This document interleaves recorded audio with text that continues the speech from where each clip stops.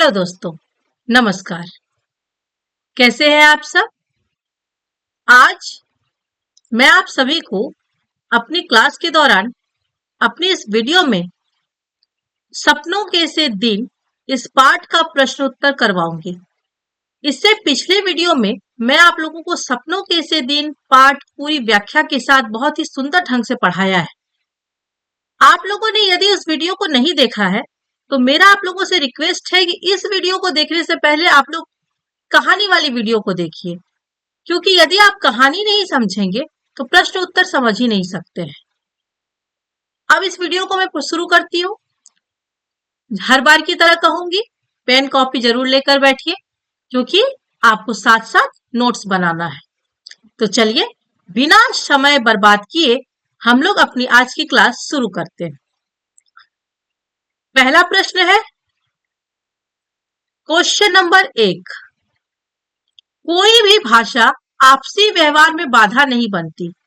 पाठ के किस अंश से यह सिद्ध होता है?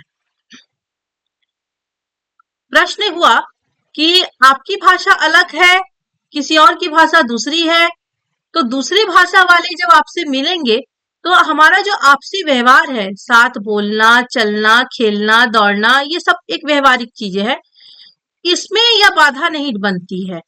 पाठ के किस अंश से यह बात पता चलती है? तो याद कीजिए, जब मैंने आप लोगों को यह कहानी पढ़ाया था तब उसमें यह भी बताया गया था कि लेखक कई सारे बच्चों के साथ खेलते थे जो अलग अलग भाषा से थे, लेकिन लेखक को खेलने में कभी परेशानी नहीं हुई। वो धीरे धीरे वो उनके दोस्त बन गए और बहुत ही सुंदर तरीके से एक साथ रहते थे, खेलते थे। अब हम लोग उत्तर पढ़ते जाएंगे और इसे समझेंगे। कोई भी भाषा आपसी व्यवहार में बाधा नहीं बनती है। इस कहानी को पढ़कर हमने यह जाना कि यह कहानी लेखक के बचपन के दिनों की है, सबसे इंपॉर्टेंट बात। और लेखक अपने जिन दोस्तों के साथ खेलते थे उनमें से कोई राजस्थानी थे, कोई हरियाणवी थे, जो अपनी भाषा बोलते थे। उनकी भाषा समझने में मुश्किल होती थी। जाहिर सी बात है, अलग अलग भाषा के लोग हैं तो हम लोग एक बार में ही किसी से मिलेंगे या कुछ ही दिन में हम उनकी भाषा नहीं समझ सकते। भाषा को समझने में समय लगता है, तो उनकी भाषा समझने में मुश्किल होती थी और कई बार तो उनकी बातों को सुनकर हंसी भी आ जाती थी। क्या है कि अलग अलग भाषा को बोलने की जो शैली होती है वो अलग अलग होती है। कई बार दूसरी भाषा बोलने वाले जो लोग होते हैं उनकी भाषा को आप सुनेंगे और उनके बोलने के ढंग को आप सुनेंगे तो बहुत बार हंसी भी आ जाती है।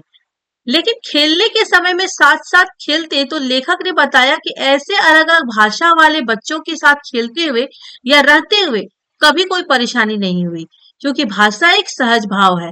आप साथ साथ खेलेंगे, किसी के साथ साथ साथ पढ़ेंगे, अनेक दिन उसके साथ रहेंगे, धीरे धीरे आपकी भाषा वो समझने लगेंगे, उनकी भाषा को आप समझने लगेंगे। तो क्वेश्चन 1 कंप्लीट। प्रश्न संख्या 1 में कोई प्रॉब्लम नहीं है। चलिए आगे बढ़ते हैं। प्रश्न संख्या 2, क्वेश्चन नंबर 2। पीटी साहब की शाबाश फौज के तमगों जैसी क्यों लगती थी? फौज में जब कुछ फौजी अच्छा करते हैं तो उन्हें तमगा दिया जाता है, जो उनकी पॉकेट के पास लगी होती है, शर्ट के पॉकेट के पास देखिएगा वो लगाए रहते हैं। तो पीटी साहब जो सर थे वो बच्चों के अच्छे काम पर उनको शाबाश देते थे, तो वो फौजी के तमगों की जैसी क्यों लगती थी? आखिर ऐसा क्या है? तो जाहिर सी बात है, पीटी सर, एक मिनट बच्चों, यहाँ पर पीटी में छोटी की मात्रा हो गई है जो कि गलत है। पीटी में बड़ी की मात्रा ऊपर आप देख रहे हैं, तो इसे आप लोग सुधार कर लेंगे। पीटी साहब बहुत ही अनुशासन प्रिय व्यक्ति थे। जो पीटी सर थे वो बहुत ही अनुशासन प्रिय व्यक्ति थे। और स्कूलों में यह अक्सर होता है, जो पीटी टीचर होते हैं वो बड़े ही स्ट्रिक्ट होते हैं, उनको अनुशासन बहुत ही ज्यादा पसंद होता है। वह हर समय बच्चों के अंदर अनुशासन देखना चाहते थे और उनकी छोटी सी गलती पर भी बहुत कठोर दंड देते थे। प्रार्थना के समय में जब बच्चे असेंबली में जाते थे तो बच्चों की उदंडता को या उनकी जरा सी गलती पर भी उन्हें बहुत ही कठोर दंड दे दिया करते थे। इसलिए जब भी कभी किसी बच्चे का तारीफ करते हुए वह शाबाश बोलते तो वह उन्हें किसी फौजी के तमगे से कम नहीं लगता था। क्या हो रहा है? पीटी सर है, बहुत ही स्ट्रिक्ट है, मतलब उनको हर समय अनुशासन चाहिए। बच्चों के अंदर वो हर समय अनुशासन देखना चाहते थे। यहाँ तक कि बच्चे जब असेंबली में खड़े होते थे, तो आप लोग भी अपने छोटे से जीवन को याद कीजिए, जब आप लोग छोटे बचपन में थे, तब क्या आप लोग असेंबली लाइन में सीधे कंटिन्यू सावधान मुद्रा में खड़े रहते थे? नहीं, कंटिन्यू सावधान मुद्रा में बच्चे खड़े नहीं रहते हैं। इधर देखेंगे, उधर देखेंगे, कुछ बातें करने लगेंगे। तो यह सब हरकत जब बच्चे करते थे, उसमें भी पीटी सर को बहुत गुस्सा आ जाता था और वो कठोर दंड दे दिया करते थे। तो जब भी कभी किसी बच्चे को अच्छा करते देखते थे और वो खुश होकर उनकी तारीफ करते थे और तारीफ करने के दौरान उनको शाबाश कहते थे, तो वो बच्चों को लगता था जैसे कि हमें किसी फौजी के तमगे मिल गए हैं। वो उनको उस शाबाश को फौजी के तमगे से कम नहीं समझते थे। प्रश्न संख्या 2 कंप्लीट। कोई प्रॉब्लम नहीं है? यदि कोई प्रॉब्लम होगी तो आप लोग कभी भी क्वेश्चन पूछ सकते हैं। कमेंट बॉक्स में आपकी फीडबैक हमें चाहिए, ठीक है? प्रश्न संख्या 3, क्वेश्चन नंबर 3। इस श्रेणी में जाने सॉरी नई श्रेणी में जाने और नई कॉपियां और पुरानी किताबें से आती विशेष गंध से लेखक का बाल मन क्यों उदास हो उठता था? एक बार क्या बताया था लेखक ने कि जब वो नई श्रेणी में मतलब नई कक्षा में जाते थे, मानो वो 4 में है तो 5 में गए, तो उनको कॉपियां तो नहीं मिल जाती थी, क्योंकि कॉपियां लिख लिख कर खत्म हो जाती है। कॉपियां नहीं मिलती थी, लेकिन किताबें वही पुरानी मिल जाती थी, क्योंकि जो अगले क्लास के बच्चे हैं वो फिर अपने क्लास में अगले क्लास में चले जाते थे, तो उनकी जो किताबें रहती थी पुरानी, वो आधे कीमत में लेखक को मिलती थी। तो उससे एक विशेष गंध आता था। उस गंध से लेखक का जो बाल मन था, मतलब बच्चों वाला मन था, वह उदास हो उठता था। तो आखिर उनका बाल मन क्यों उदास हो उठता था, ये प्रश्न पूछा गया है। तो क्यों उदास हो उठता था? क्योंकि लेखक उस समय बच्चे थे और बच्चों के मन में क्या रहता है, जो दूसरों के पास है वही चाहिए। दूसरों की अच्छी अच्छी चीजें देखकर बच्चों का मन बहुत जल्दी ललचा जाता है, वो चाहते हैं कि वैसी ही चीजें मुझे भी मिल जाए। तो लेखक के साथ क्या होता था, उनको कॉपियां तो नहीं मिलती थी, लेकिन किताबें पुरानी मिलती थी। और जबकि उनकी क्लास में और कुछ बच्चे थे जिनके परिवार वाले अच्छे धनी थे, पैसे वाले थे, उनको नई किताबें मिलती थी।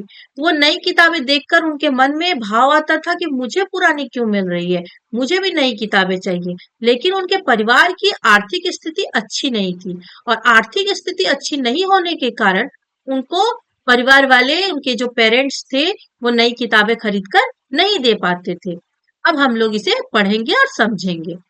इसका उत्तर है, लेखक का परिवार गरीब होने के कारण हर वर्ष नई श्रेणी में जाने के बाद नई कॉपियों के साथ नई किताबें वह नहीं खरीद पाते थे। तो हेडमास्टर जी द्वारा पुरानी किताबों का प्रबंध किया जाता था। लेखक को वही पुरानी किताबें ही मिल पाती थी। लेखक का बालमन यह सोचकर विचलित हो जाता था कि उनके दोस्तों के पास नई किताबें हैं और मेरे पास पुरानी।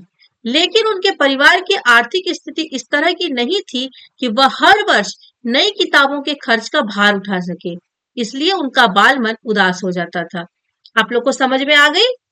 Question 3 complete. चलिए अब हम लोग क्वेश्चन नंबर 4, प्रश्न संख्या 4 पर चलते हैं। यहाँ प्रश्न है, स्काउट परेड करते समय लेखक अपने को महत्वपूर्ण आदमी फौजी जवान क्यों समझने लगता था? आप लोग भी याद कीजिए, एनुअल फंक्शन स्कूल के दिनों में, अभी भी आप लोग स्कूल में ही एनुअल फंक्शन जरूर होता होगा, तो उस दौरान जब आपको परेड करवाए जाते हैं, left right, about turn, left turn, तो आपको कैसा महसूस होता है? एक लाइन में कतार बांधकर आप चलते हैं, तो फौजी लोगों की मन की भावनाएं आपके अंदर आ जाती है। जैसे फौजी परेड करते हैं, अच्छे अच्छे बूट पहनकर मार्च पास्ट करते हैं, तो आप बच्चों के मन में भी वही फीलिंग आती है कि हम भी फौजी ही हैं।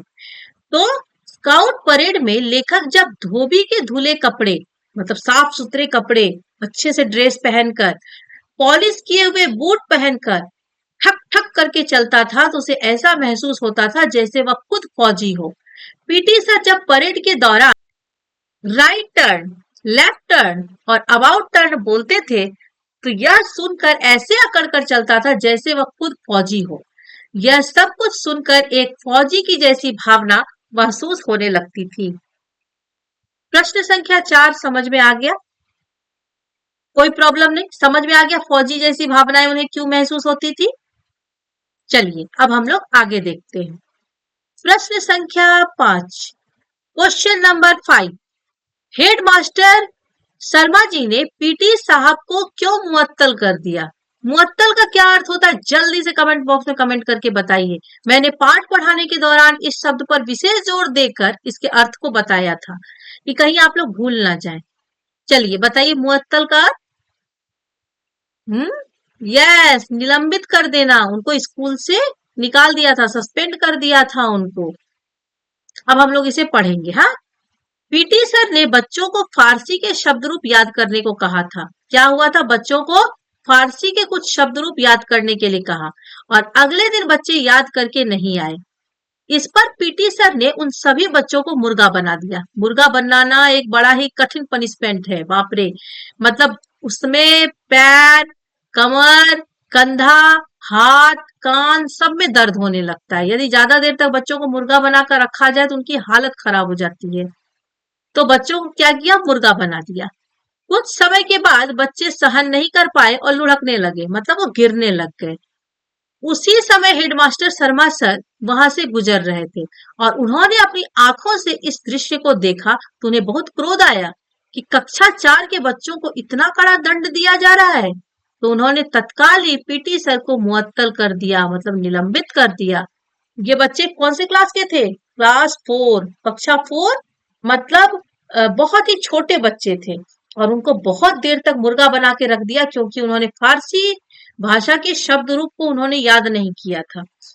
तो सर को आ गया गुस्सा, तो उन्होंने बना दिया मुर्गा। मुर्गा जैसे ही बनाया, ज्यादा देर तक मुर्गा बने रहने के कारण इन बच्चों के हाथ पैर, पीठ में, कमर में, सब में दर्द होने लगा और ये बच्चे लुढ़कने लगे, गिरने लगे।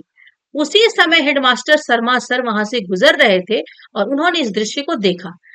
तो उनके मन में आया कि ये कक्षा 4 के बच्चे हैं और इनको इतना कठोर दंड दिया जा रहा है, तो ये बड़े बच्चों के साथ क्या करते होंगे? तो उन्हें बहुत गुस्सा आया और उन्होंने तत्काल ही, मतलब उसी समय पीटी सर को मुअत्तल कर दिया, मतलब निलंबित कर दिया। अब हम लोग पढ़ेंगे प्रश्न संख्या 6। प्रश्न है, लेखक के अनुसार उन्हें स्कूल खुशी से भेजे जाने की जगह ना लगने पर भी कब और क्यों उन्हें स्कूल जाना अच्छा लगने लगा? लेखक ने क्या कहा कि लेखक के अनुसार उन्हें स्कूल खुशी से भेजे जाने की जगह ना लगने पर भी कब और क्यों उन्हें स्कूल जाना अच्छा लगने लगा। मतलब लेखक रो धो के स्कूल जाते थे, खुशी से कभी भी स्कूल नहीं जाते थे। लेकिन एक समय रहता था जब उन्हें स्कूल बहुत ही अच्छा लगने लगता था, उन्हें स्कूल जाना अच्छा लगता था। ये कब? तो लेखक को स्कूल जाना, उत्तर पढ़ रही हूं मैं, आप लोग ध्यान देंगे, ठीक है। लेखक को स्कूल जाना बिल्कुल भी अच्छा नहीं लगता था। लेकिन पीटी सर जब स्काउटिंग के समय हाथ में हरी, नीली, पीली झंडी पकड़वा कर परेड करवाते थे। परेड के दौरान उन्हें right turn, left turn, about turn बोलते और बच्चे बूट की आवाज से खट खट करके परेड करते थे। उन्हें बिल्कुल ऐसा लगता था जैसे वह फौजी हैं। उस समय उन्हें स्कूल बहुत ही अच्छा लगता था और अच्छे से परेड करने पर पीटी सर बच्चों की तारीफ करते हुए उन्हें शाबाश कहते थे। शाबाश सुनकर लगता था जैसे वर्षों के मिले गुड से भी गुड, GOOD, कितने बच्चों को मिला है? मिली है आप सबको? तो वर्षों में जो पूरे साल भर में उनको जितने बार गुड मिले थे उससे कहीं अधिक वह मूल्यवान चीज है। कौन सी चीज? शाबाश। किनसे, किनके मुंह से मिलने पर? पीटी सर से मिलने पर। उस समय में लेखक को स्कूल जाना बहुत ही अच्छा लगने लगा था। लेखक ने कहा कि वैसे वैसे तो साल भर वो रोके जाते थे, उनको बिल्कुल भी अच्छा नहीं लगता था स्कूल जाना। लेकिन स्काउटिंग के समय जब उनको मार्च पास्ट कराया जाता था, left turn, right turn, about turn, और वो धुले हुए कपड़े पहन के जाते थे, बूट पहन के ठक ठक करके चलते थे और हाथ में हरी, नीली, पीली झंडे बच्चे पकड़कर, वो झंडी पकड़कर बच्चे चलते थे। तो इस सब का जो दृश्य होता था, इस सब की जो आनंद होते थे, मजा होते थे, वो लेखक को बहुत अच्छा लगता था। और उसमें भी यदि किसी बच्चे ने अच्छा कर दिया या लेखक ने अच्छा कर दिया तो पीटी सर उनको शाबाश भी कहते थे। तो वो जो शाबाश सुनने को मिलता था वो इतनी खुशी देता था जितना पूरे साल भर अच्छे से पढ़ाई करने पर जो गुड मिलते हैं, वो गुड से वो शाबाश ज्यादा मूल्यवान लगता था। इस समय में लेखक को स्कूल जाना अच्छा लगता था। ठीक है, क्वेश्चन नंबर 6 कंप्लीट, कोई प्रॉब्लम नहीं। चलिए क्वेश्चन नंबर 7, अब हम लोग 7 नंबर देखते हैं। लेखक अपने छात्र जीवन में स्कूल से मिले छुट्टियों में काम को पूरा करने के लिए क्या-क्या योजनाएं बनाया करते थे और उसे पूरा ना कर पाने की स्थिति में किसकी भांति बहादुर बनने की कल्पना किया करते थे, बहादुर बनने की कल्पना किया करता था। लेखक ने क्या कहा कि जब गर्मियों की छुट्टी मिलती थी या और भी कोई छुट्टी, लंबी छुट्टी, तो उस दौरान छुट्टियों में स्कूल से कुछ काम मिलते थे, वर्क मिलते थे, होमवर्क जो कि करना है। तो शुरुआत में ही वो योजना बनाते थे, प्लानिंग करते थे कि इतने सवाल मिले हैं तो इतने दिन में रोज अगर इतना करेंगे तो इतने दिन में वो कंप्लीट हो जाएगा। लेकिन जब पूरा नहीं हो पाता था तो उस स्थिति में वो किसकी भांति बहादुर बनने की कल्पना किया करते थे कि चलो होमवर्क नहीं हो पाया, स्कूल तो जाना ही पड़ेगा, तो वहां जाके कैसे बहादुरी से शिक्षक जो पनिशमेंट देंगे उसका हम लोग मुकाबला करेंगे। उनको किसकी बात उस समय याद आ जाती है, किसकी कहानी याद आती है? तो आपको याद है उमा नाम के एक विद्यार्थी को इन्होंने याद किया था कि कैसे वो हर समय झगड़ा करने के लिए तैयार रहते थे और दूसरों पर वार भी ऐसे करते थे कि हाल खराब कर देते थे। तो चलिए मैं उत्तर पढ़ती हूँ। लेखक के स्कूल में छुट्टियां होती थी तो छुट्टियों में जब काम मिलते थे तो वह उन काम का हिसाब करते थे। वह एक कागज में सारणी बनाते थे, मतलब लाइन खींच खींच कर कॉलम बनाते थे और इतना काम कितने दिनों में हो जाएगा, अगर 200 सवाल है तो 10-10 सवाल बनाएंगे तो 20 दिन में मेरा हो जाएगा। यह सब वह योजना बनाते थे, लेकिन लेखक का मन खेलने कूदने में जब लग जाता था तो समय कैसे बीत जाता था पता ही नहीं चलता था और काम धरा के धरा रह जाता था। अब स्कूल खुली, छुट्टी समाप्त, तो अब लेखक सोचते थे कि अब क्या किया जाए। तो उन्हें ओमा नाम का, यहाँ आप लोग इस लड़के का नाम याद रखेंगे, ओमा नाम के एक लड़के का ध्यान आता था, यहाँ बिंदु होगा, लड़के का ध्यान आता था जो बहुत ही उदंड था और हर समय मारपीट में अपनी बहादुरी दिखाया करता था। लेखक को लगता था कि मैं भी उसके जैसा ही बन जाऊं और अपना काम खत्म करने के बजाय बहादुर बनकर दूसरों के साथ मारपीट करना ज्यादा सस्ता और ज्यादा सस्ता का सौदा समझते थे। काम को खत्म करने के बजाय वो क्या करते थे, बहादुर बनकर दूसरों के साथ मिलकर मारपीट करना है और ज्यादा इस चीज को वह को यहाँ काट देंगे, ज्यादा वह सस्ता सौदा समझने लगते थे। क्योंकि यदि काम को खत्म करना पड़े तो हर समय पढ़ाई करनी पड़ेगी, घर में भी स्कूल वाला माहौल हो जाएगा। तो ये नहीं करके हम स्कूल जाएंगे और बहादुर बनेंगे, शिक्षक यदि हमें मारेंगे तो मार खा लेंगे और दूसरे बच्चों के साथ भिड़कर अपना गुस्सा उतार लेंगे। ये पूरी प्लानिंग चलती थी। और ओमा नाम का जो विद्यार्थी था, ये लड़का था, इसकी जो आकृति उन्होंने वर्णन किया है, सर बहुत बड़ा है, तो ये लड़ाई के दौरान अपने सर से ही दूसरों के पेट पे मारता था, जिससे दूसरे लड़कों के पेट में भयानक दर्द हो जाए। भले इसकी चाहे लाख गलती हो, ये अपनी गलती कभी नहीं मानता था, बस लड़ने पर उतर जाता था। प्रश्न संख्या 8, क्वेश्चन नंबर 8, इसमें प्रश्न है, पाठ में वर्णित घटनाओं के आधार पर पीटी सर की चारित्रिक विशेषताओं पर प्रकाश डालिए। मतलब उनका चरित्र किस तरह का था, उनके चरित्र की विशेषताएं क्या है, उनका नेचर कैसा था, इस पर आपको प्रकाश डालना है, इस पर आपको अपने जवाब देने हैं। तो सबसे पहले तो उनके जो शरीर की जो कद काठी थी, कैसे वो धुलिया उनका था, कैसे वो दिखते थे, आपको वो लिखना है। दूसरा, वो अनुशासन किस तरह से उनको प्यारा था, बच्चे यदि अनुशासन तोड़े तब वो क्या करते थे, और अनुशासन तोड़ने वालों को वो जिस तरह का दंड देते थे तो जाहिर सी बात है वो मन के कठोर ही थे, तभी वो इतना कड़ा दंड दे पाते थे। और साथ ही साथ जब हेडमास्टर सर ने उनको निकाला तब उनके चरित्र की कौन सी विशेषता उभर कर सामने आई, ये सब चीजों को ध्यान में रखकर आपको इनका जवाब देना है। आप इनका जवाब नंबर वाइज देंगे तो ज्यादा अच्छा रहेगा, इसमें आपके मार्क्स अच्छे आएंगे। तो इसको इस तरह से लिखना है, पाठ में वर्णित घटनाओं के आधार पर पीटी सर की चारित्रिक विशेषताएं निम्नलिखित। सबसे पहला है, पीटी सर शरीर से दुबले पतले और छोटे कद के थे। दूसरा, पीटी सर, यहाँ प्रीति हो गया है, आप इसे ठीक करेंगे, पीटी सर। पीटी सर बहुत ही अनुशासन प्रिय थे और वह बच्चों को बात नहीं मानने पर बहुत कठोर दंड देते थे। तीसरा है, वे बहुत ही कठोर स्वभाव के थे, उनके मन में दया भाव नहीं था। बच्चों की बाल खींच लेना, उनकी खाल उतरवा देना, उन्हें कठोर से कठोर दंड देना, यह उनकी आदत में था। यह सब 3 नंबर के अंतर्गत ही है।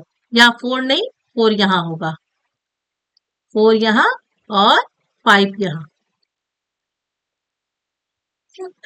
उसके बाद 5 नंबर में 4 नंबर में, अच्छा, हेडमास्टर सर ने जब उनको निकलवा दिया था तब क्या वो गिड़गिड़ाए थे कि नहीं प्लीज मुझे नौकरी में रखिए? ऐसा उन्होंने नहीं किया था। तो वो स्वाभिमानी भी थे, वे बहुत ही स्वाभिमानी स्वभाव के थे।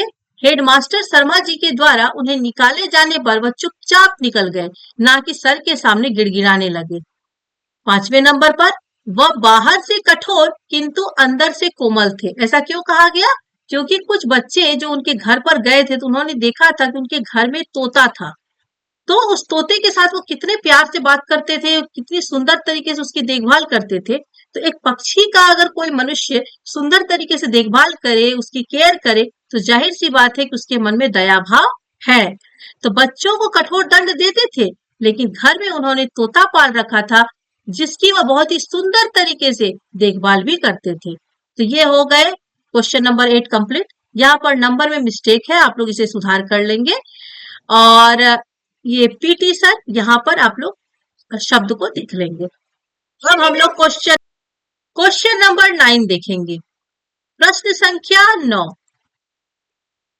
विद्यार्थियों का अनुशासन में रखने के विद्यार्थियों को अनुशासन में रखने के लिए पाठ में अपनाई गई युक्तियों और वर्तमान में स्वीकृत मान्यताओं के संबंध में अपने विचार व्यक्त कीजिए।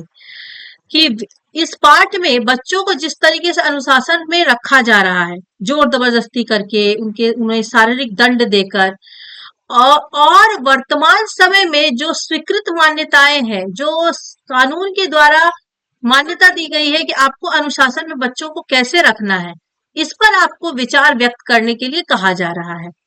तो इसका सब जवाब किस तरह होगा? सबसे पहले तो आज के समय में शिक्षा बिल्कुल विद्यार्थी केंद्रित हो चुकी है, मतलब बच्चों को ध्यान में रखकर शिक्षा देना है, उनके जोर जबरदस्ती उनके साथ नहीं करना है, उन्हें शारीरिक दंड नहीं देना है, और हर समय उनके मन को, उनके जो हरकतें हैं, आखिर वो ऐसी हरकतें वो क्यों कर रहे हैं, इसको मनोवैज्ञानिक ढंग से समझने की जरूरत है। तो चलिए इसके उत्तर को देखते हैं। पाठ में वर्णित अनुशासन के ढंग के अनुसार अध्यापक विद्यार्थियों के ऊपर अनुशासन को तोड़ने के कारण कार्रवाई कर सकते हैं, उन्हें शारीरिक दंड दे सकते हैं, जैसा कि पाठ में दिया गया है। लेकिन आज के समय में इस तरीके को पूरी तरह से खारिज कर दिया गया है, क्योंकि बच्चों को अनुशासन सिखाने के लिए उन्हें शारीरिक दंड नहीं दिया जा सकता है। साथ ही शिक्षा पद्धति बदल चुकी है।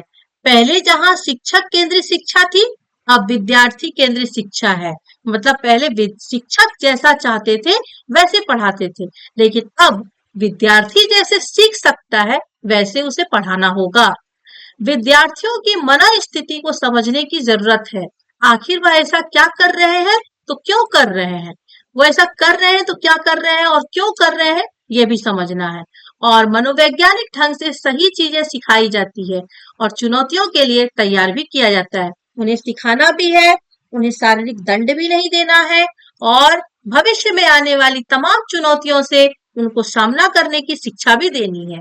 तो ये है आज की पद्धति। पहले क्या था? शारीरिक दंड दे देकर बच्चों को अनुशासन में रखा जाता था, लेकिन अब नहीं। अब मनोवैज्ञानिक ढंग से उन्हें अनुशासन में रखना भी सिखाना है और सिखाया भी जाता है, और चुनौतियों का सामना करने के लिए उन्हें तैयार भी किया जाता है। अब है क्वेश्चन नंबर 10। प्रश्न संख्या 10, बचपन की यादें मन को गुदगुदाने वाली होती है, विशेषकर स्कूली दिनों की। अपनी अब तक के स्कूली जीवन की खट्टी मीठी यादों को लिखिए। बस चलिए, अब आप लोग अपने जीवन को ध्यान में लाइए। स्कूल की खट्टी मीठी यादों को आपको यहाँ लिखना है। तो सभी बच्चों का अलग अलग जवाब होगा। यहाँ मैंने अपना अनुभव लिखा है। आप लोग इस प्रश्न का उत्तर खुद से देंगे। मैं आप लोगों को ये जवाब दे दी हूँ ताकि आप लोग समझ जाए कैसे आपको लिखना है, लेकिन ये क्वेश्चन का आंसर आप लोगों को खुद ही देना है। तो चलिए इसका जवाब देखते हैं। उत्तर है, बचपन के दिन सबके जीवन में एक अनमोल दिन होता है, खास करके जब हम लोग स्कूल में पढ़ते थे। वह स्कूल के समय को कोई भी भूल नहीं पाता है। मैं भी अपने जीवन में स्कूली जीवन को कभी भी भूल नहीं पाती हूँ। बचपन के दिनों में स्कूल में मेरी शरारतों के कारण शिक्षक परेशान रहते थे। आप लोग भी अपने क्लास में बहुत सारी शरारतें किए होंगे जिसके कारण आपको बहुत बार पनिशमेंट मिला होगा। तो इन सब का जिक्र भी आप आंसर में कर सकते हैं। मैं अपनी कक्षा की मॉनिटर हुआ करती थी और अपने दोस्तों के साथ मिलकर बहुत शरारतें करती थी। स्कूल में जो आम के पेड़ होते थे उसमें पत्थर मार मार कर आम तोड़ दिया करती थी। और हमारे स्कूल में माली थे, वह क्या करते थे, हमारी शिकायत हेड मास्टर सर से कर देते थे, जिसके लिए कई बार हमें सजा भी मिलती थी।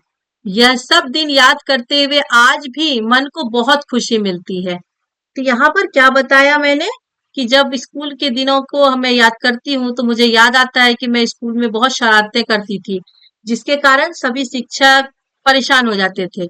और साथ ही साथ मैं क्या करती थी, और स्कूल में आम के पेड़ थे, तो जब छुट्टी का समय होता था तब दोस्तों के साथ मिलकर आम के पेड़ में पत्थर मार मार कर आम तोड़ लिया करते थे। तो हमारे स्कूल के जो माली थे वो क्या करते थे, हम सब की शिकायत हेडमास्टर सर से कर देते थे और वो हम सबको पनिशमेंट देते थे। आप भी अपने स्कूली जीवन को याद करेंगे, अभी भी आप लोग स्कूल में ही है, छोटे क्लास से लेकर या किसी भी क्लास में आप लोगों के साथ कुछ मजेदार घटना हुई है तो आप उसका जिक्र यहाँ पर करेंगे। ये इस प्रश्न का उत्तर आपको खुद से ही देना है। प्रश्न संख्या 11, सबसे अंतिम प्रश्न। प्रश्न है, प्रायः, यहाँ विसर्ग लगा देंगे बिंदु, प्रायः अभिभावक बच्चों को खेलकूद में ज्यादा रुचि लेने से रोकते हैं और समय बर्बाद ना करने की नसीहत देते हैं। बताइए खेल आपके लिए क्यों जरूरी है। आज के समय में जहां बहुत सारे विद्वान हैं जो कहते हैं बच्चों को खूब खेलना चाहिए, वहीं कुछ अभिभावक की ये सोच भी है कि खेल कूद में ज्यादा रुचि लेने से वो क्या कर रहे हैं, बच्चे समय को बर्बाद कर रहे हैं। और वो बच्चों को नसीहत देते हैं, मतलब सीख देते हैं कि ज्यादा खेल में इंटरेस्ट ना लें और पढ़ाई पे ज्यादा ध्यान दें। तो अब यहाँ पर प्रश्न पूछा गया है कि खेल आपके लिए क्यों जरूरी है। तो इसका जवाब है, खेल हर उम्र के बच्चों के लिए बहुत ही जरूरी है। खेल हमारे लिए बहुत ही आवश्यक चीज है। खेल के माध्यम से हमारे शारीरिक मानसिक थकान दूर होती है। लोग खेलते हैं तो समझते हैं कि थक जाएंगे, लेकिन नहीं, ऐसा नहीं है, वह बहुत ही जरूरी चीज है। जो बच्चे खेलते हैं उनके शारीरिक मानसिक थकान दूर होती है। खेल शारीरिक व्यायाम का एक बहुत ही अच्छा माध्यम भी है। जो बच्चे खेलते हैं उनका मानसिक विकास बहुत ही सुंदर और तेज गति से होता है। और यह मानी हुई बातें हैं कि जो बच्चे खेल मन लगाकर खेलते हैं वही बच्चे मन लगाकर पढ़ भी पाते हैं। ये सबसे पॉजिटिव बात कि जो बच्चे खेलेंगे मन लगाकर वही बच्चे पढ़ेंगे भी मन लगाकर। जो बच्चे खेल में इंटरेस्ट नहीं लेते हैं उनका पढ़ाई में भी इंटरेस्ट नहीं रहता है। इसलिए बच्चों को खूब खेलना भी चाहिए और मन लगाकर पढ़ना भी चाहिए। आज के समय में आज के समय में बड़े बड़े विद्वान भी कहते हैं कि खेल बहुत ही जरूरी चीज है।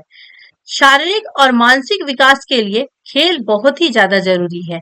ये हुआ हमारा प्रश्न का उत्तर। आप लोग इसके जवाब को समझे कि खेल के विषय में क्या कहा गया कि खेल जरूरी चीज है। वह शारीरिक और मानसिक थकान को दूर करती है, वह व्यायाम का एक अच्छा माध्यम है, उससे शारीरिक और मानसिक विकास होता है, बहुत सुंदर और तेज गति से होता है।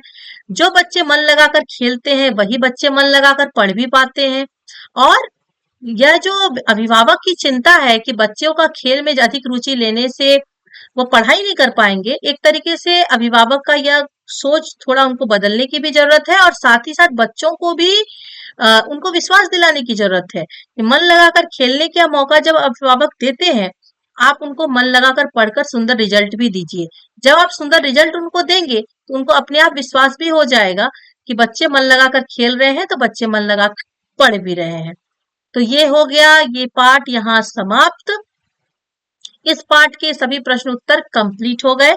मैंने आप लोगों को 2 वीडियो इस पाठ से रिलेटेड दिया, एक व्याख्या, दूसरा प्रश्न उत्तर। मैं उम्मीद करती हूँ कि ये दोनों ही वीडियो देख लेने के बाद आपको इस पाठ से रिलेटेड कोई समस्या नहीं रही होगी, और यदि कोई समस्या रही है तो आप लोग कमेंट बॉक्स में कमेंट करके मुझसे प्रश्न पूछ सकते हैं। मैं आपके प्रत्येक प्रश्न का उत्तर भी दूंगी और साथ ही साथ आप लोगों की जहां तक संभव हो सके मदद भी करूंगी। यदि आप लोगों को मेरा वीडियो अच्छा लगा, आप लोग मेरे वीडियो को लाइक करें, फीडबैक के रूप में अपना कमेंट जरूर दें और साथ ही साथ मेरे चैनल को सब्सक्राइब करें। जितने लोगों को हो सके शेयर करें ताकि सबको इसका लाभ मिल सके। मेरी वीडियो को लास्ट तक देखने के लिए एक बार फिर से बहुत बहुत धन्यवाद। Thank you.